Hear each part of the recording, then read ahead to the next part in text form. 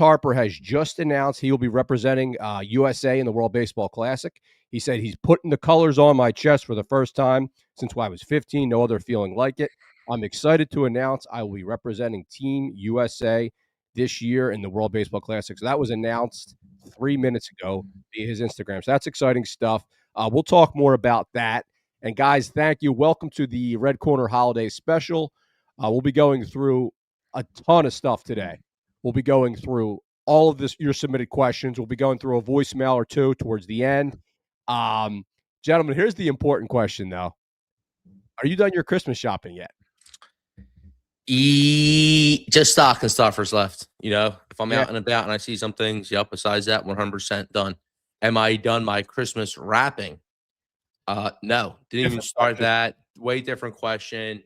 And it's incredible that it's 2025. I'm a grown man, and I can't even get the wrapping down. So I need help with that. What about you, Bones? Are you having some issues over there? Yeah, he's having issues. You're having issues, Bones, over there. Yeah. You just probably got to double check. You got to double check the mic. Yeah, that. Whatever I was dealing with is definitely due to him. But let's just keep moving forward here. So, I've done all the Christmas shopping for my important people. And guys, can you hear me? We can hear you back. Yeah. Keep talking, Adam. Can we hear you? Are you back for real? For real? So Bones just got a new laptop, guys. As you saw I'm back. On socials, and his stuff's all jacked up. Where did you get the charger at? I have a funny feeling. All right, so you're delayed, dude. Am I? Yeah, you look good now. Am I good now? Yeah, you are. You're good now. All right, cool. All right, so you can hear. That was weird because it, like the live thing, started over. Yeah, I can hear everything now. Yes. Yeah, it was. So actually, weird I had to get a different computer than the one I had. So this isn't even a laptop that you bought for yourself. This is a whole other one. Computer 2. Yeah, this is computer number 2. Okay. So go back to my original question. How are you doing with the Christmas shopping? I'm done. I'm pretty much done. I had to get all that stuff out of the way so I can. The last thing I got to get for Christmas is the kibasi tomorrow on Christmas Eve. Love it. Per usual. So right now, as far as Christmas shopping goes, is the wife running point on a lot of that, or are you out there in the trenches with her? No, that's what Amazon's for. Oh, okay. Dude, we do everything online, dude. It's insane. And you do it right before Christmas? I would not want to. What's that? You do it right. You do it in season, or you do it year round? Are you delayed, dude? Are you delayed? No. His brain's delayed, no. dude. Yeah, what's going on, dude? This is Adam. Foggy brain. I've always know. Under the weather the last couple of days. All right. My mind's in a blender right now because we start off with I'm hearing a crazy ass echo in my ear, then you're frozen, and then every time we ask you a question, it takes you 45 seconds to respond. So I don't know if you're frozen or not. All right, you knew that from last week when we were doing the Pictionary game, and who knows what those edits were? Yes, deep thinker Bones is. Yeah, let's get to the show here. So, guys, we had a very exciting weekend. We'll talk about the human robot experience. We're hanging out with one of the Red Riders, but let's jump right into the questions. The listeners submitted a lot of really good questions. Let's just jump on into them. Starting here. So this is a funny one. This is from Josh. So Josh is saying he's very excited for the Red Corner Book Club. What's the over-under on total books read between Slim and Bones? He's starting at 2.5, and he's hammering the under. What you want to take this one, Bones, or you want me to go first? Because there's an obvious answer. Chris better read some books, because I'm not reading any. With the Red Corner Book Club, I'll be reading 2 books a month. Okay, I'll be reading my personal catalogs and now the Red Corner catalogs. Yeah, that's going to be interesting. But yeah, I'm going to be pushing probably 800 to 1,000 pages a month. Always I'm always in that Frank. I thought you were going to say books. No. Pages. Total pages. Okay. So that you So went in the opposite direction there. So you're having the over within 60 days. Okay, I love that. So Slim is saying he's going to be carrying the load. This is our first book, guys. So it's Lefty and Tim. So Slim, make sure you get this. It's on Amazon. This is a local Philly author, Kashutis. Definitely butchered his name, but I've read other stuff that he's done. So this is the book. We're going to roll this one out, guys. Red Corner Book Club. And Slim is saying he's going to be on track. Yeah, sounds good. All right. Let's keep it moving to our next question here. All right, so this is obviously the most topical thing. Is why I'm leading with this. So can the Phillies get this Real Muto deal done this week? Maybe JT wants to get the deal done before the holidays. That's from Marty. What do you think, Bones? I don't. Go ahead. What do you think, Bones? No, but I do. I'm excited for this one. Yeah. I think they do get a deal done this week, and I don't think they want to go too late without having a catcher here. And as you can see, Wilson Contreras, he played first base last year, though. But a lot of things are happening now, and the Phillies don't want to fall far behind the game here.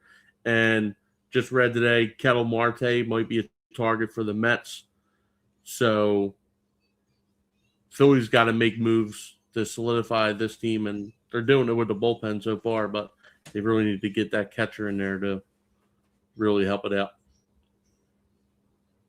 I would say the longer it's going, the same thing Bones is saying, the market's going to dry up. So I don't think it's in the Phillies' interest to get it done before Christmas.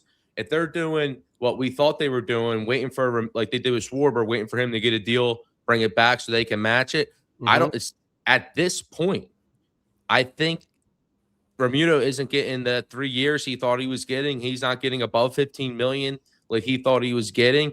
And he's going to come to a realization where he's going to have to settle and come back to the Phillies. So I think this goes past the holidays for sure, past next week. Yeah, because I was actually going to say, to your point there, Slim, that if we're getting a deal done this week, you got like a day, right? Because I'm sure they're not getting much business done on Christmas Day or the day after. But you never know. The narrative that you were hearing about the Schwarber stuff is he was incentivized to get it done before the holidays, right? That's just kind of the guy that he is. I tend to agree with you on this one, Slim. I think it's going to fester a little bit longer. All right, let's move on. And JR, we see you in the chat. That's right. It is time, brother. It was nice to see you in person, and thanks for hanging out there. And if you have any questions live on the show, drop them in the chat. That goes for everybody. And if Merry Christmas, Happy Saturday. Merry Christmas. Or it's Tuesday. Happy Saturday. It feels like a Saturday for me. My break started. I'm with you, brother. So, yeah, That's Merry hilarious. Christmas to everybody. Happy Saturday, as Slim just said. This is a rough one. Hey, guys, we're not used to going live at 10 a.m., so we're all discombobulated here. But like I was just about to say, if you are new here, please hit that subscribe button, Red Riders.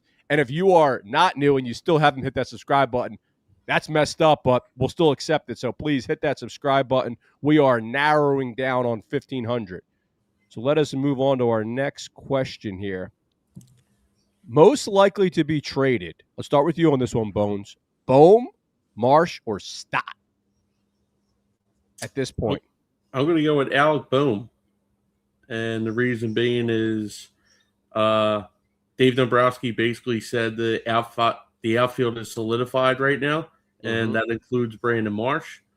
I think Stott has more control over the next couple of years, so they'll keep him. And Bohm, he only has the 1 year left, so he's going to be the odd man out.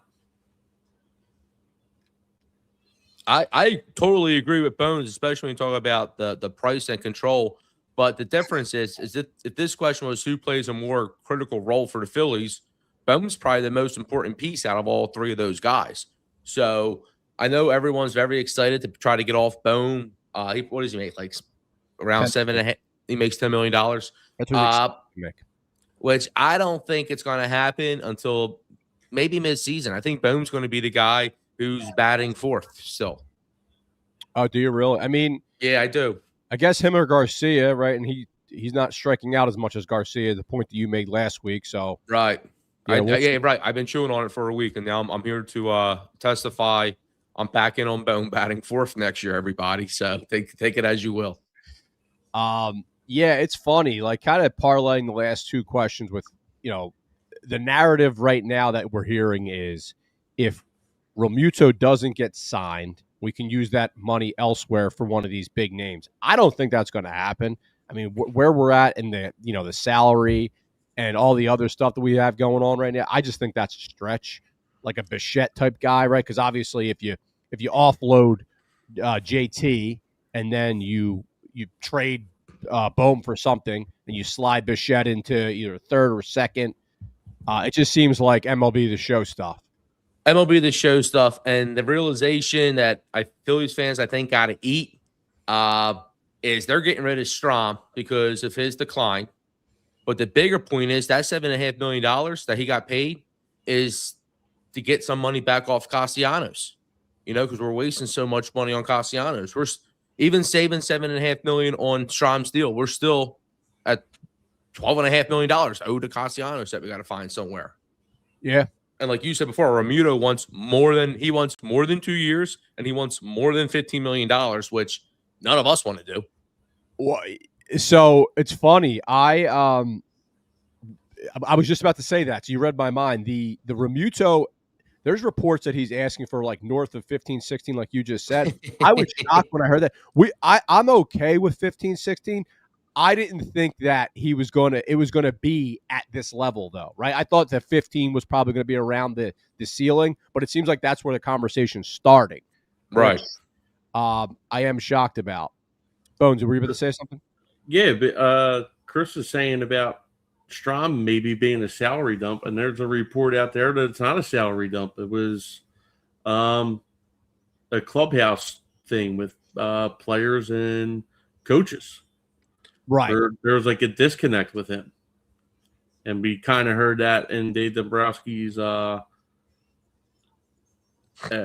postseason press conference when the Kirkring thing with the PRP or whatever the hell it's called. Yeah. PFP. PFP. Yeah. And now it's like coming out where which I don't know. We were always against him because of the beer thing with 7 innings, but now there's another reason why he's a DH. Yeah, totally agree. The one thing is, it seems like it was more with the management and the administrators up in the Phillies than it really was with any of the players on the Phillies. I don't know who reported that, but I did see that clarification out there for all those reasons, all those quirks he kind of had after a couple of years. And if your performance is going down like his has been, it's not just worth it. And people are upset. They're saying, oh, I don't see how getting rid of Strom makes us a better team. We get worse getting rid of Strom the way we did. And frankly, is it getting worse if you're now not going to use a guy who would lose it for you, who didn't have the stuff to get it done? So it might seem like the team's gotten worse, but I really think it's addition by subtraction, getting rid of a guy like Strom. The one thing, so two things there. I want to comment on like the whole clubhouse thing. Right, the distinction you guys made is the right one. It seems like he wasn't a Castellanos like clubhouse cancer type where he just was kind of bad energy. It was more of a I think Strom viewed himself as like the mouthpiece for the pitching staff in a lot of ways. He's a more modern guy. He's outspoken on Twitter. So I think that probably rubbed the front office the wrong way sometimes. And also there's some speculations going on out there that he might have been a leak for certain things as rumors are going on there. So obviously, and they hate to hear that. Yeah, so let's kind of quickly go to the chat here. So we got Shane in the chat saying, Merry Christmas, boys. Merry Christmas to you too, Shane. And we got JR asking, with the odds changing in Vegas, actually, let me do this. Let me show this question up here. With the odds changing in Vegas, who is still the favorite to resign with the Phillies? JT, Ranger, Bader. JT may not be the favorite anymore. Where are the odds at? I haven't seen them. I haven't checked the odds out. I was still, man, Bader. I still say JT. I still say JT because one reason he's way cheaper than Ranger,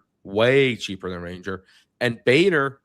If they bring him back, he's playing center field, which it seems like they're going to give all the opportunity to Crawford too. So it doesn't. And if you bring Bader back, it might be for 2-3 years, and then what does that do to Crawford's opportunity? You kind of shoestring everything they've been talking about there. So that kind of eliminates Bader for me. JT or Ranger, man, I would love. I still got JT. You guys, I would love to hear something different. It'll be kind of cool to finally be back in the Ranger sweepstakes. Bones, before you respond, how are you guys interpreting this question? And JR, if you want to clarify.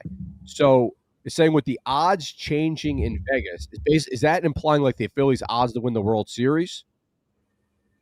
Because I'm not sure I understand the question. With the odds changing in Vegas, who is still the favorite to re-sign with the Phillies? JT, Ranger, Bader. Like, how are you interpreting it? I was interpreting it of them three players. Who's the favorite to sign with them? That's how I was taking it. Who's like the best chance to sign with them? Okay, I think that's definitely JT then. Absolutely. Yeah. All right.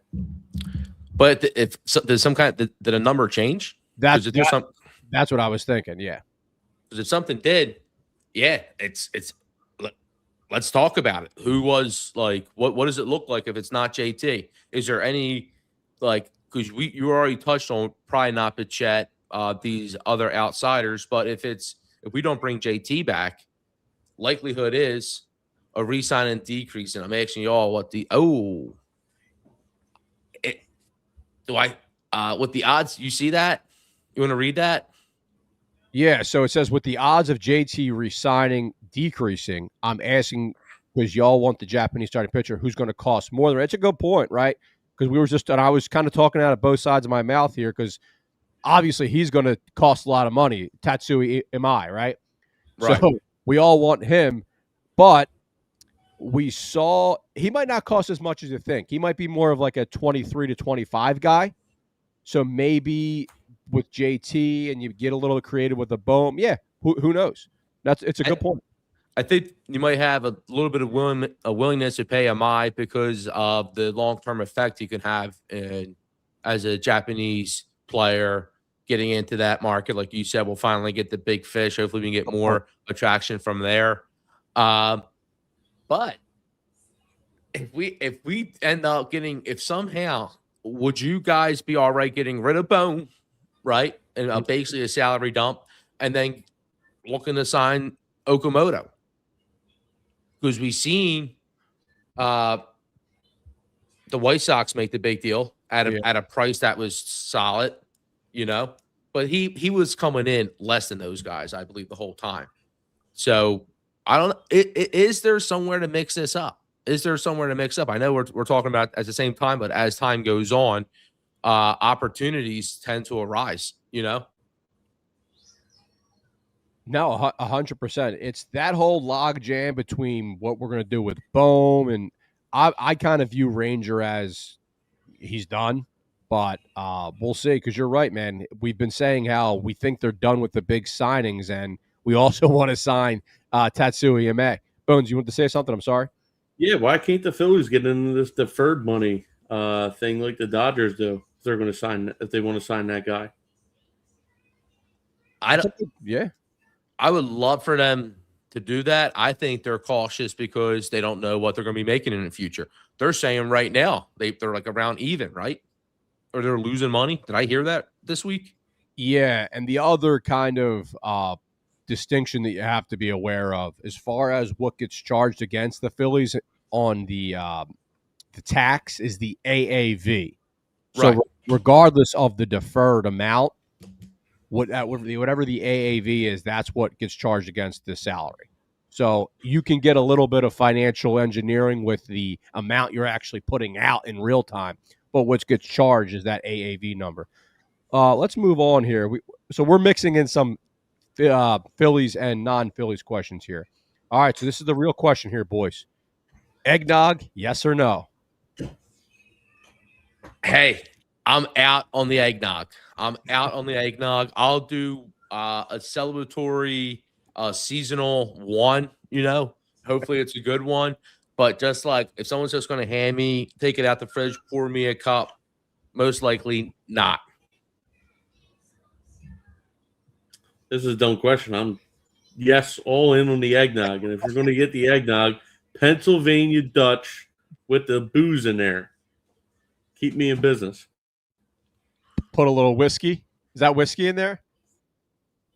There's blended whiskey, rum, brandy, everything's in there. Wow, it's like a Long Island iced tea. Yeah. With eggnog. All right, I love that.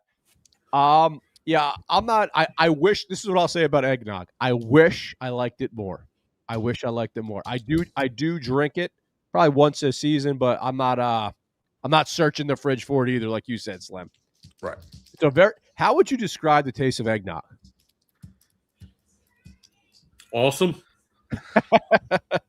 It's a really weird thing to describe. I know describing the taste of anything's not easy, but like eggnog in particular, I don't know how to wrap my finger around that one. Yeah, I prefer actual pudding or something. I've never had like non-alcoholic eggnog. I only had the stuff from Jack. Okay. So my grandpa would always drink non-alcoholic eggnog. That's what I grew up on. Yeah, you can get the classic. See, JR, he drinks the Pennsylvania Dutch eggnog. That's huge. So the one he's drinking, he adds the stuff, though. There you go. I like that. Saying that you're jipping them. Yeah. Let's see here. Let's move on to the next question. I want to make sure we get a good one here. All right. So this one's from Clark.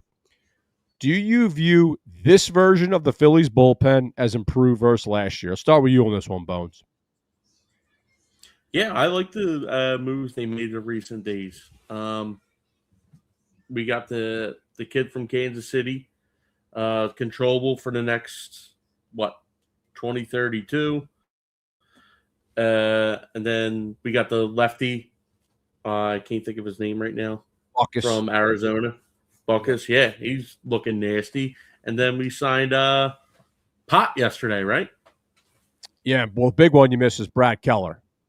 Brad Keller, yes. That was – I thought we talked about him last week too. Yeah, Brad Keller is the big one out of Chicago.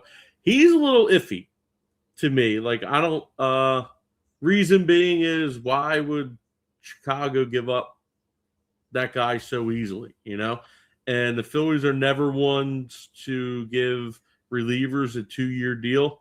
And if they miss out on this guy where he sucks, we're stuck with him for another year. So that's the one to watch. Something doesn't totally pass the sniff test with Brad Keller. I agree.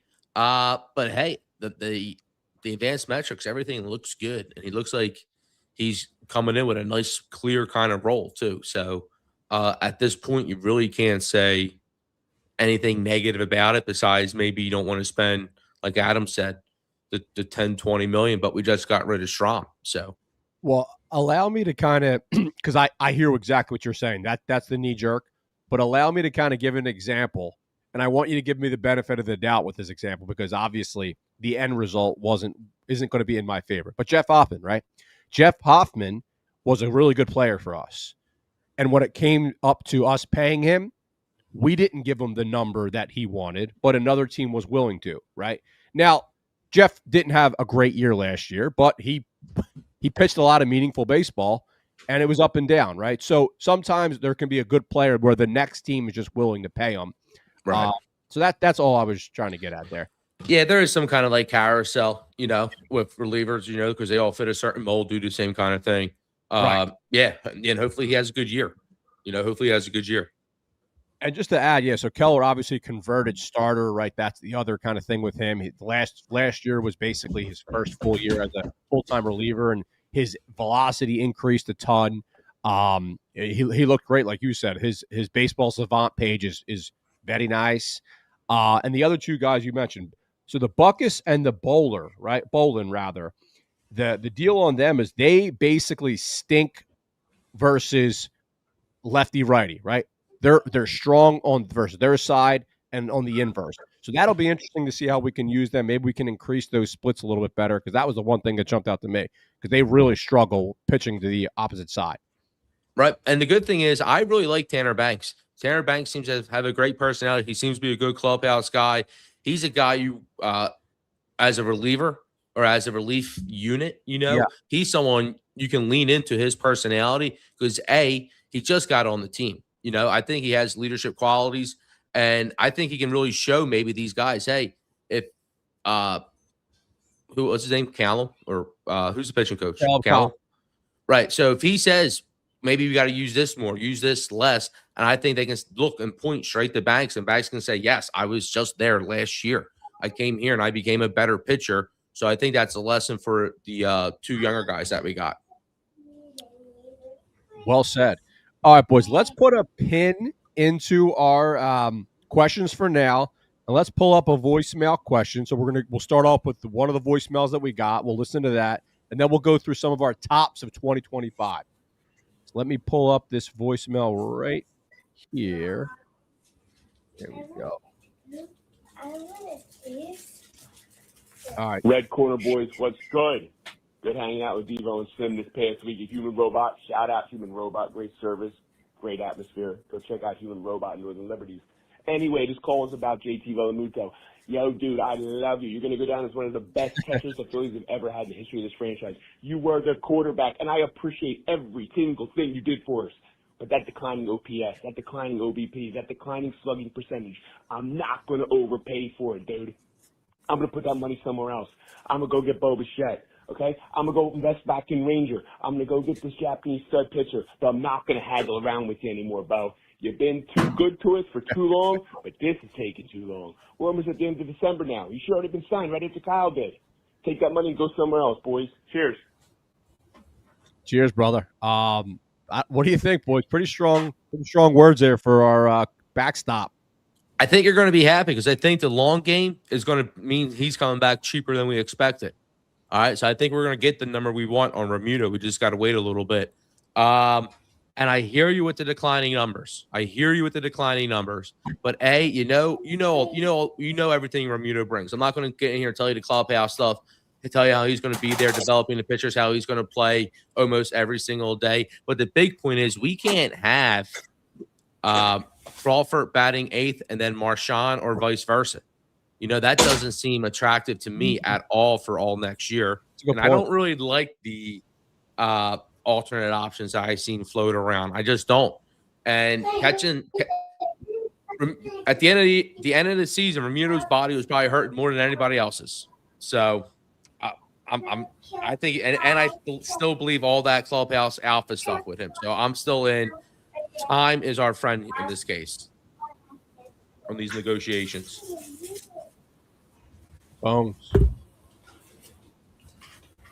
Yeah, like I said before, I think it's something that's going to get done. We talked about before the holidays, but I can see where JR is coming from. This is definitely longer than I thought it was going to be. I thought he was going to be signed before JT, to be honest with you. And it's coming down to that, what we talked about, probably giving Schwarber the extra years and more money, and giving it to JT. It was either one or the other. And Schwarber was the first to pounce on it, so it's hurting Realmuto in the long run. Well, I kind of look at it, too, as two things. If we bring back Realmuto, does that 100% take us out the running of doing these other things or these other signings or these other moves? Because the Phillies, they probably, in their head, they're saving money on what they used to pay Realmuto. So right there, their cost is less than what they're used to paying the catcher position. Right. And to me, that's a plus. So you can bring that back. You still should have payroll to do what you want to do. You just got to figure out that $20 million Cassiano situation, which no one is budging on. Yeah, and I think what I'm feeling from JR's words are he's somewhat disappointed that JT is negotiating for every last nickel and dime here, right? I feel like that's the general consensus that a lot of the fans are feeling here. Now, I push back a little bit on that because honestly, like, look, at the end of the day, JT's a worker. He lives down in Clearwater as well. He's down there working out. It's not like they're not doing anything, right? So wherever he signs, he's going to be ready. But where it does impact us, Slim, which you were just kind of alluding to earlier, is the domino effect of all these moves, right? Like, we want to know who we got there so then we can know what resources we're going to use elsewhere.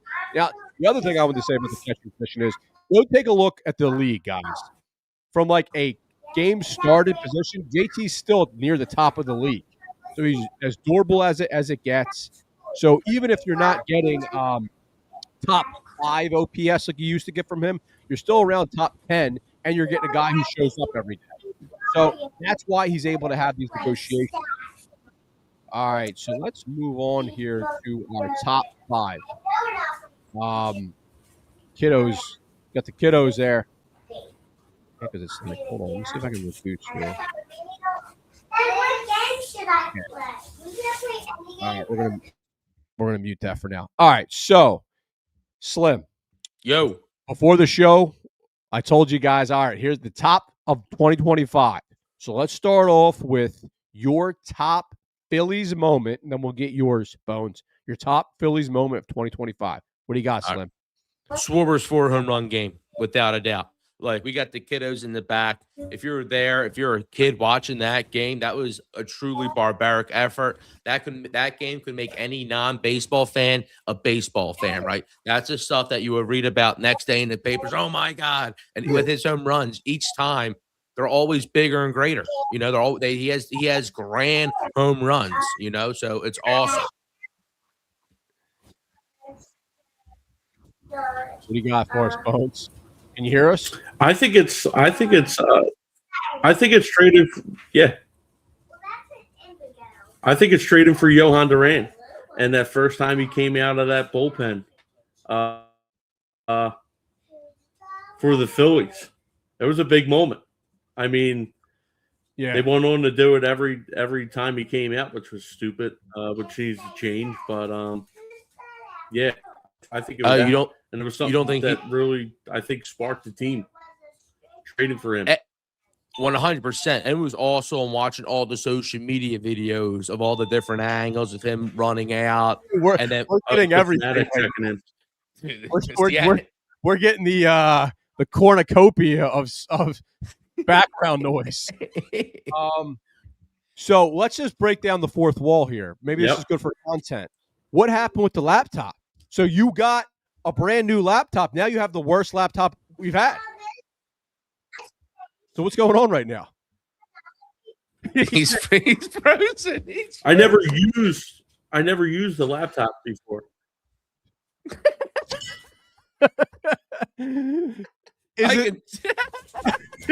Are you using is this a brand new laptop that you're using or no? Here we go. Oh my goodness. Oh, I can see use fine. User just like once dude, I hit it's it, not fine. You're delayed. Everything we say, you can't hear. Like, you're answering like a half a second later.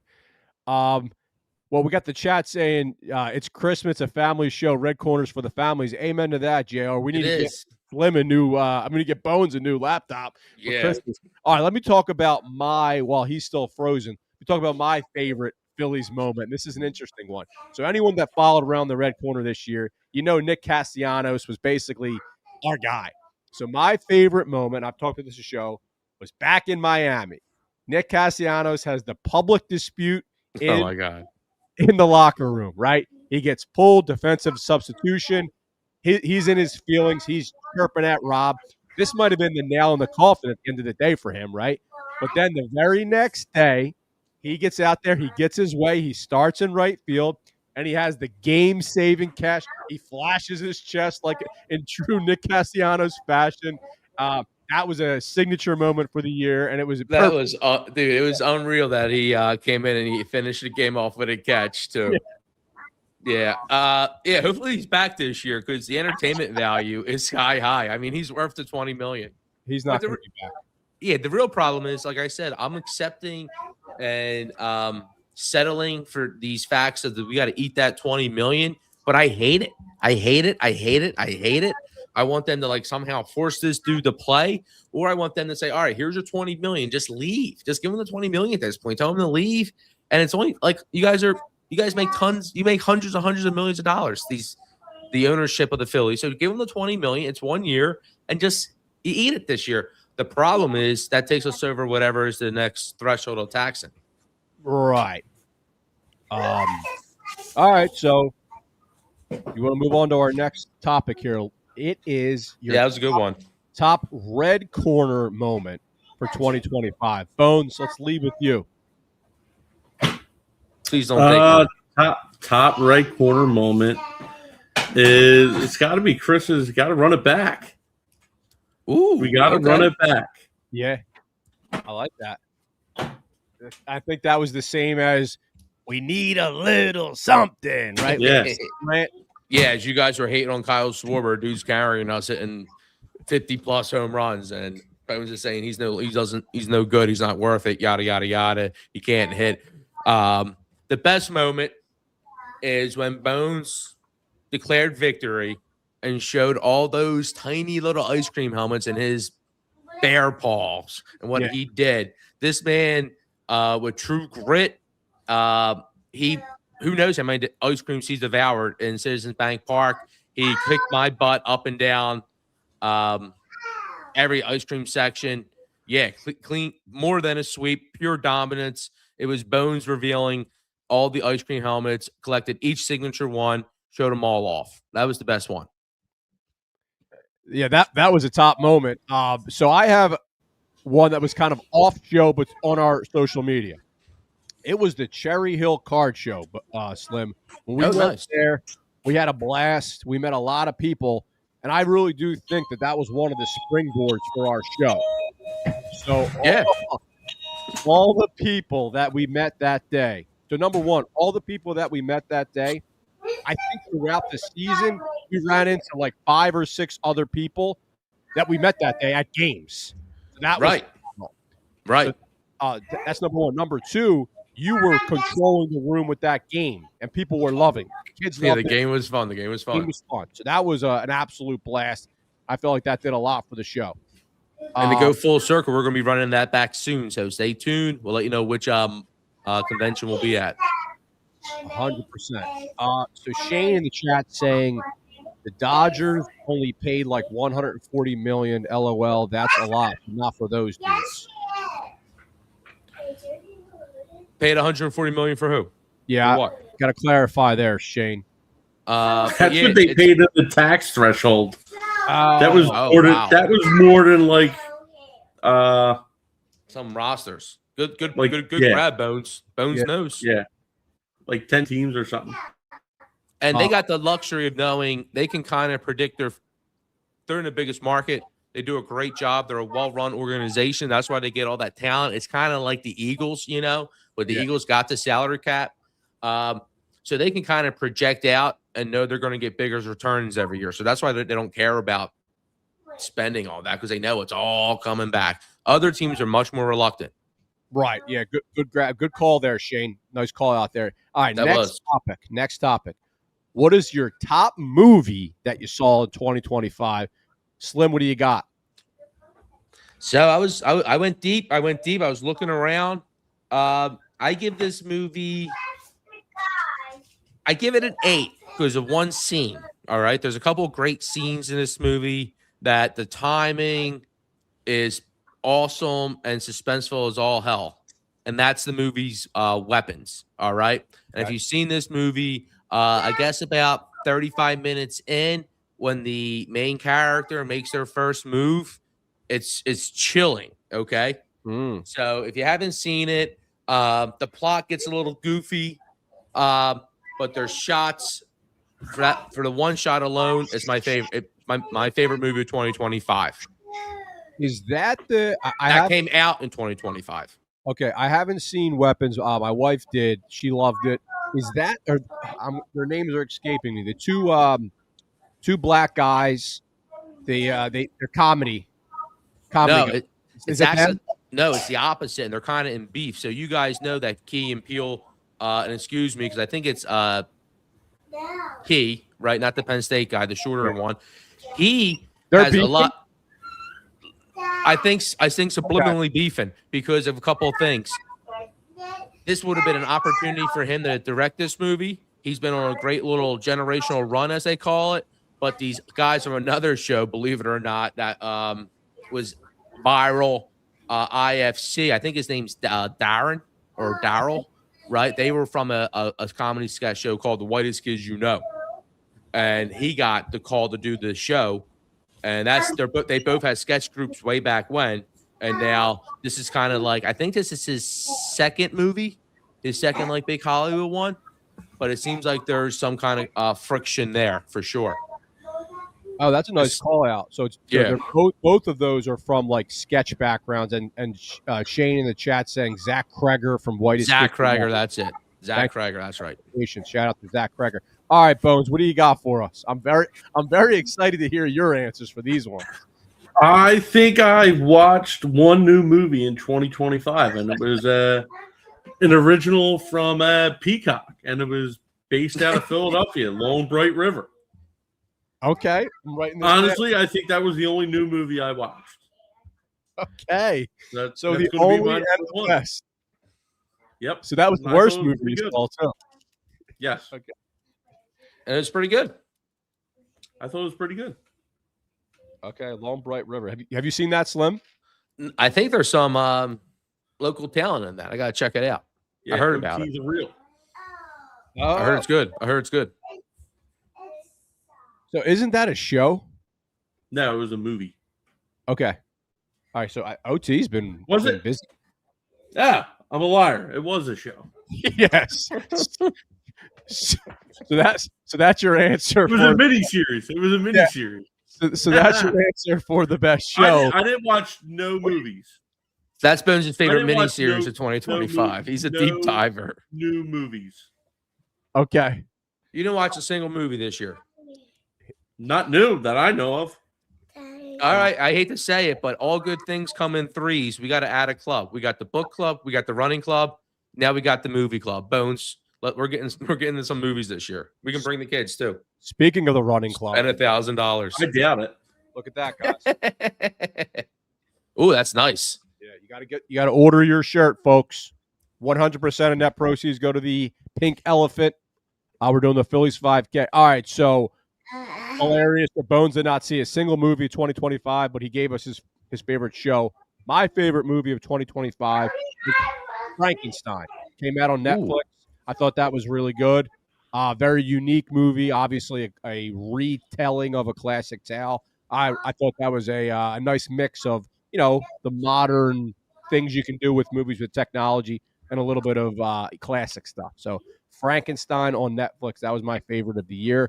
Bones, we already got your favorite show of 2025. Slim, what was yours? My favorite show of 2025 was Landman. The second season recently came out.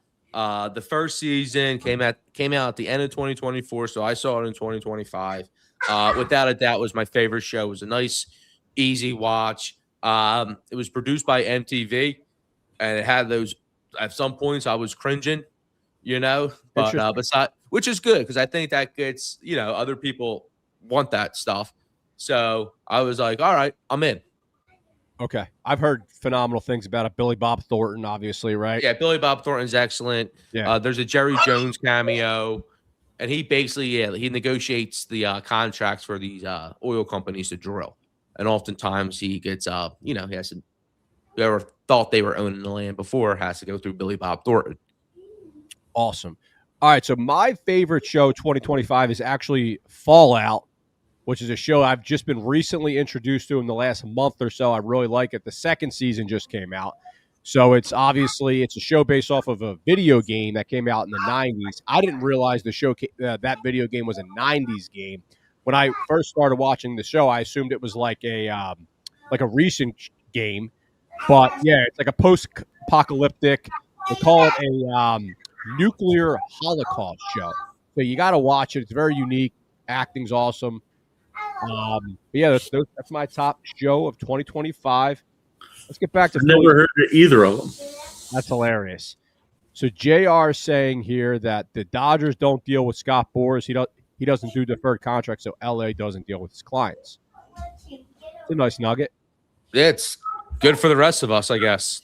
Scott Boras, man, interesting. He's interesting. I wonder if I would hire him. I don't think I would. No? No, I don't think I like. I mean, I don't like him going public all the time and stuff. I don't think I would want that. All right, so now let's get back to Phil's here.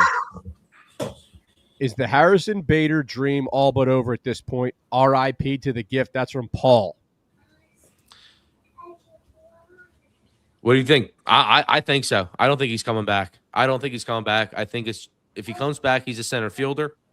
And our center fielder is going to be Justin Crawford. I 100% believe that. If Crawford's fading out, if he's not making the grade, we can use a little bit of March action, which I know nobody wants to hear. If somebody gets hurt, obviously we'll always have Rojas in the minors. We can always bring up. And then you got the trade market in the middle of the year. So that's kind of how I look at it. I don't think Bader is getting signed by the Phillies this offseason.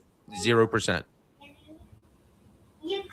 Yeah, I think it's all over for Bader. And he's gonna get a longer deal than he typically does. So he's gonna be with a team. He's not just gonna be like trade bait come whenever. We'll probably get like a 3-year deal.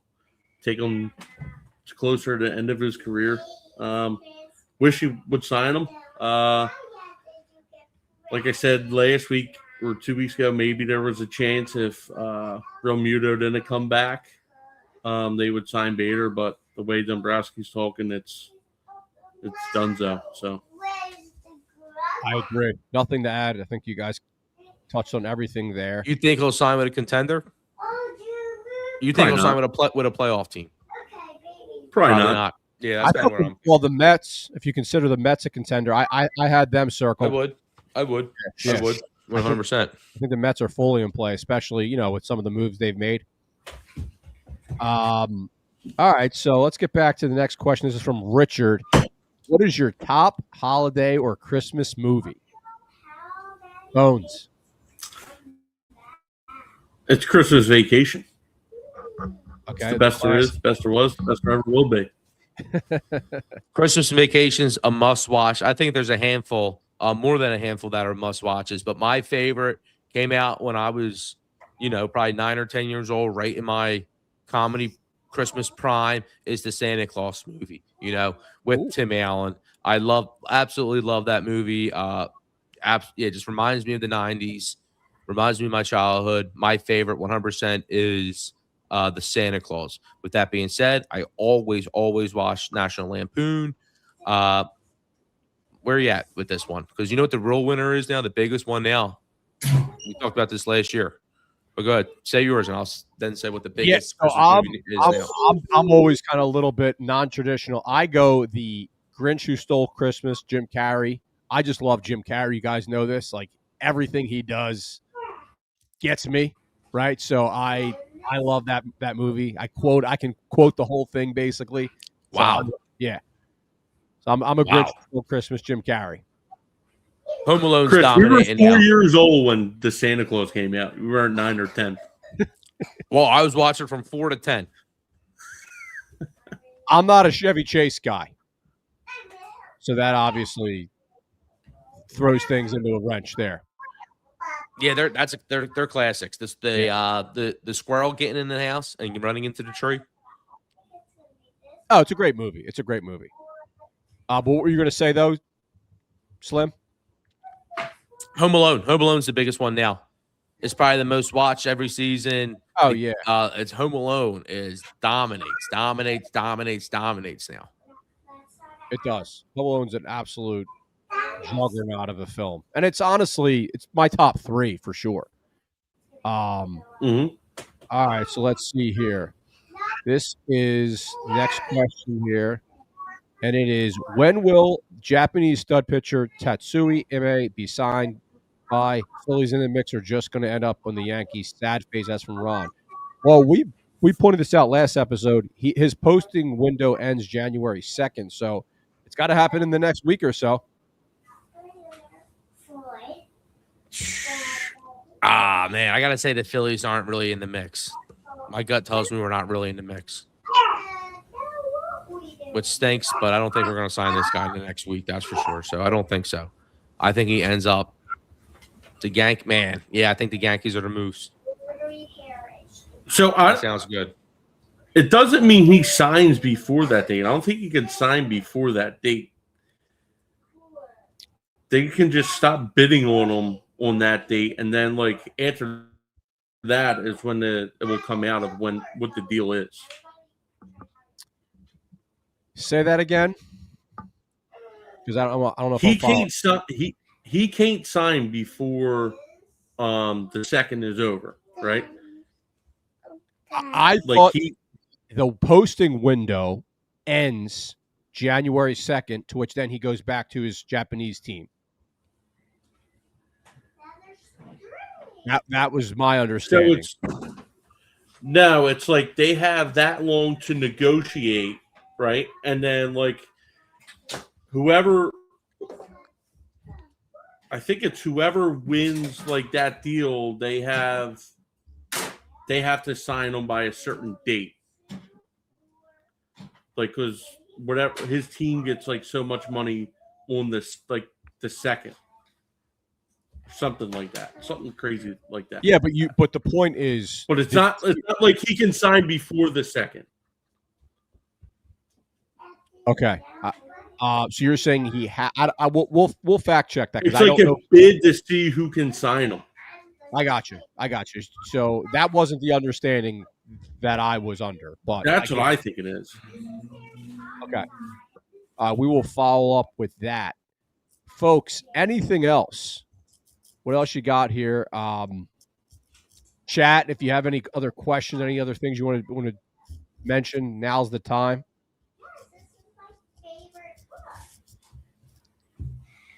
Nothing. The Human Robot. How about that? We had a nice time. We hung out with JR. Met him over at Human Robot on what's that, Frankfurt Ave? Not Frankfurt Ave. No, it's were we on American Street? American Street, yeah, American or Street. Fifth. Like it was further down. It might not have been American. It was like Fifth Street. I was actually a little surprised how far down we were. I think it was closer to maybe even Fifth Street. But Human Robot was awesome. That was my first time there. Yeah. Great brewery, great vibe, great service. Thank you, JR, for hitting us up, going out with us. That place is sick.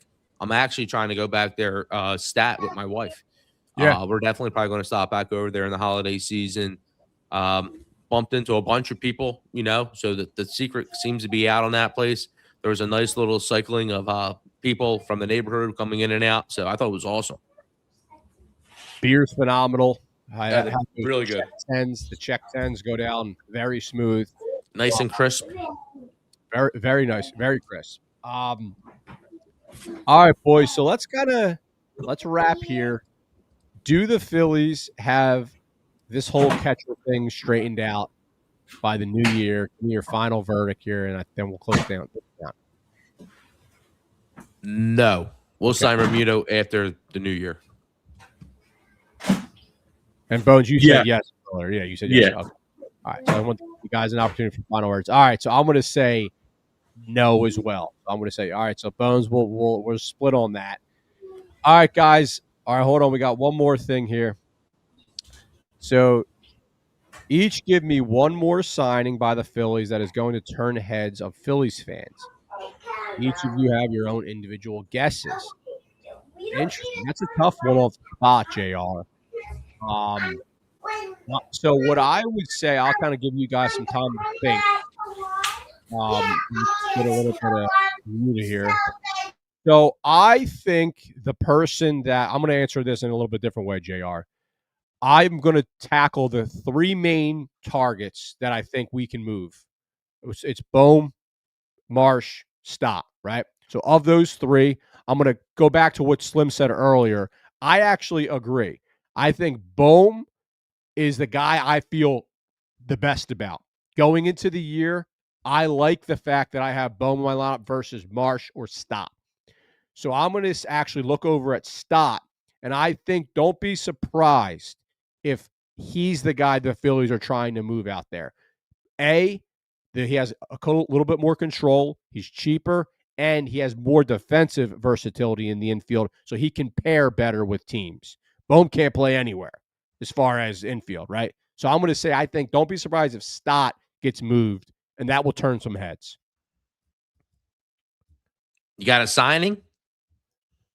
If we move, yeah, it's hard to pick out a signing, but I'll pick one. I'm going to go. I don't think they're going to sign anybody else. I think it's a trade. I think a potential signing, if they can get off of Bohm, all right, keep Stott because of his flexibility. The other name is Sosa. So who would you rather have, Stott or Sosa? That becomes a conversation because they probably get paid about the same amount of money, I think, as well. But if you can trade, you might not even have to trade Bohm. The signing I like is Okamoto, the other third baseman, first baseman, potential right fielder. I think that's a dark horse guy that could come in and pay dividends this year for the Phillies. He's a guy that could potentially bat fourth, right? Because my issue with trading Bohm all the time is where are we going to find somebody to – we're already crying about the protection behind Harper. Where are we going to find someone? Okamoto could potentially be that person. Because his stats seem pretty consistent, man. So that's what I would say. But I think you keep an eye on Stott and Sosa as well as people who can maybe give us the flexibility to move Bohm. Okamoto, I think, has to play third base. Bones, what do you got here? I said it early in the offseason. I thought the Phillies were going to re-sign Zach Eflin to deepen the rotation a little bit. We don't know what's going on with Zach Wheeler, and like Taiwan Walker, if he's still going to be around. So might need a fifth starter for while Wheeler's recuperating. So is Zach Eflin coming back? Okay, that's a good one. Yeah, I just don't think that they're going to make a head-turning signing at this point. I think it would be via trade. We've talked. It's been heavily reported that we want to make a trade from the major league team. I think the fact that we just signed a reliever to a 2-year, $22 million deal eats up a lot of your budget there. So I would just say that's I just think they're trying to trade one of those three names that I just said: Bohm, Marsh, Stott. I think. But we heard that Harper's willing to move to the outfield if they get a really good first baseman, someone who can hit a decent amount of home runs. Right. Alonso strikes out a lot. We don't want to see that chase rate. He's a little bit older. Okamoto's a little bit older, but we could potentially keep Bohm, put Okamoto at first base, and then move Harper back to I know we got Garcia now, but then that also gives us flexibility to put Harper back in the outfield. Yeah. Because Okamoto just gives our lineup actual depth when it comes to hitting. Because then you got Garcia, then you got Bohm, you got Okamoto. That's three guys outside of the typical Turner, Schwarber, Harper dynamic that we rely on so much. Because I do think we got to add a bat. I think everybody believes that. We got to add a bat, but so you're saying like a pairing with Marsh in left field? Because right. If we get Okamoto, that means we're getting rid of Bohm. Agreed. All right, guys, let's close it down here. So, happy holidays, Merry Christmas to everyone. If you do us a favor, hit that subscribe button, hit that like button, please. You guys know it helps. It helps that algorithm battle that we're all doing right now. So, Merry Christmas from the Red Corner, and we will see you guys in 20. Actually, no, we'll see you before the end of the year. So we will see you soon. And good luck to Bones at the Downtowners for the Mummers Parade.